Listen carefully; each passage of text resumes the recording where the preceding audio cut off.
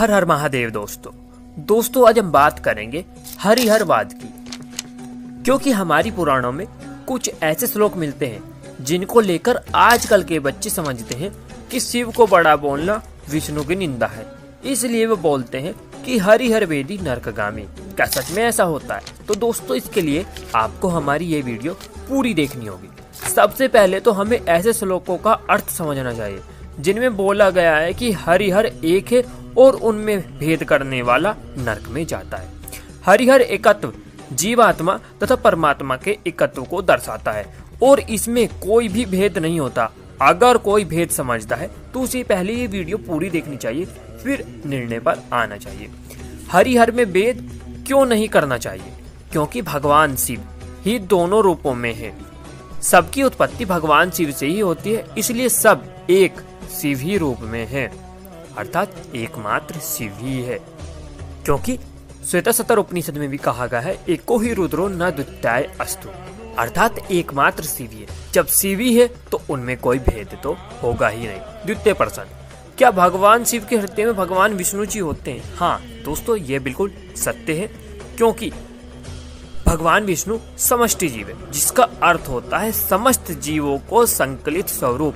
यह हम नहीं, आदि शंकराचार्य जी तथा वेदों पर भाष्य करने वाले सेनाचार्य तथा अन्य जो महात्मा पुरुष हैं उन्होंने भी माना है। इसका वर्णन स्कंद पुराण में मिलता है कि भगवान विष्णु समष्टि जीव है, अर्थात समस्त जीवों को मिलाकर भगवान विष्णु बनते हैं और शिव के हृदय में तो उनके भक्त वैसे ही निवास करते हैं। तो यह बात तो पूर्णतः सत्य साबित हुई।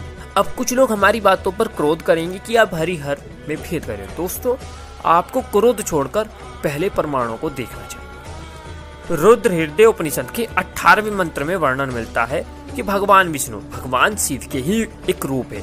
इसके अलावा अर्थशिरो उपनिषद में भी, जिसका मंत्र संख्या 2, उसमें भी ऐसा ही वर्णन मिलता है कि शिव ने ही विष्णु रूप धारण किया हुआ है।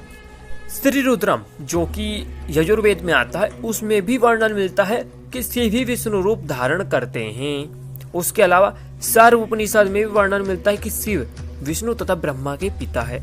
ऋग्वेद के 9वें मंडल के 96वें सूक्त में भी वर्णन मिलता है कि शिव ही सूर्य, इंद्र, पृथ्वी तथा विष्णु के पिता है। दोस्तों इसके लिए हमने पहले एक वीडियो बनाई है जिसमें हमने साफ साफ आपको दर्शाया है कि ब्रह्मा और विष्णु के पिता शिव है, वो कैसे, उसके लिए हमने आपको समस्त प्रमाणों को दिया है। तो आपको वो वीडियो भी एक बार देखनी ही चाहिए।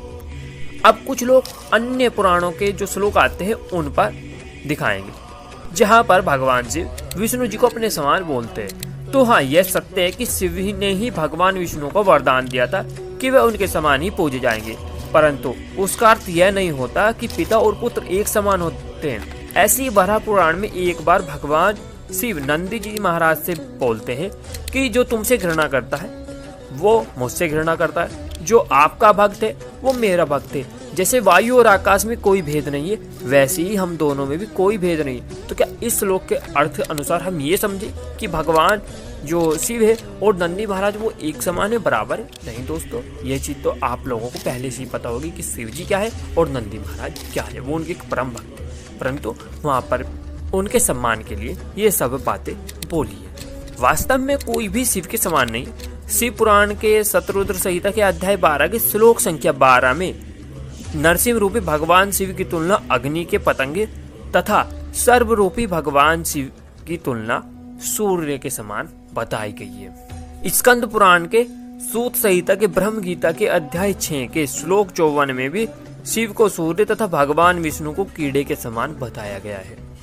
लिंग पुराण के उत्तर भाग के अध्याय 6 के श्लोक संख्या 59 से 61 में वर्णन मिलता है, केवल मूर्ख लोग ही भगवान विष्णु को शिव के समान समझते हैं।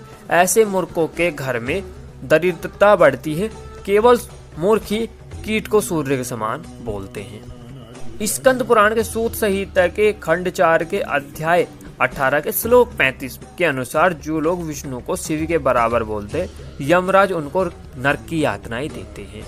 तो दोस्तों इन सब प्रमाणों से एक चीज तो स्पष्ट आप लोगों के सामने आई गई होगी कि ना तो भगवान विष्णु भगवान शिव के समान है, ना ही उनको उनके समान बोलना चाहिए। हाँ, हरिहर भेदी का एक अर्थ आप लोगों को समझना चाहिए कि वहाँ पर आपको उनका अपमान नहीं करना चाहिए। दोस्तों पिता को पिता और पुत्र को पुत्र बोलना अपमान नहीं होता।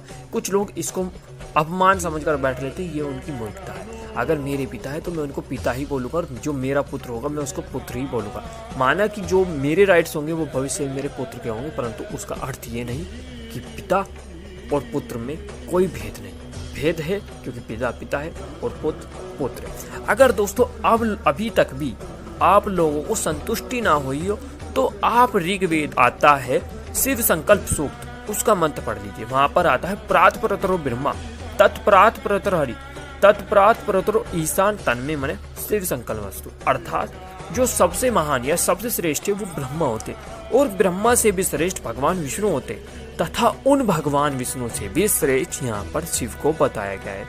और यह मंत्र केवल शिव संकल्प सूक्त में नहीं, उसके अलावा सर्व उपनिषद तथा सदानंदो उपनिषद में भी इसका वर्णन मिलता है, और अन्य भांति भांति पुराणों में भी इसका वर्णन मिलता है। तो दोस्तों वीडियो का सार बस यही है कि दोस्तों हरिहरवाद बस इतना है जैसे जीवात्मा और परमात्मा का एकत्व को दर्शाते हुए, वैसे उनमें भेद बुद्धि भी ऐसी ही है कि हमको भगवान विष्णु का अपमान नहीं करना चाहिए, शिव भक्तों को उनका सम्मान ही करना चाहिए। पर उसका अर्थ ये भी नहीं हो जाता कि आप पुत्र को पिता के समान या माता के पति के समान बताकर दिखाओ।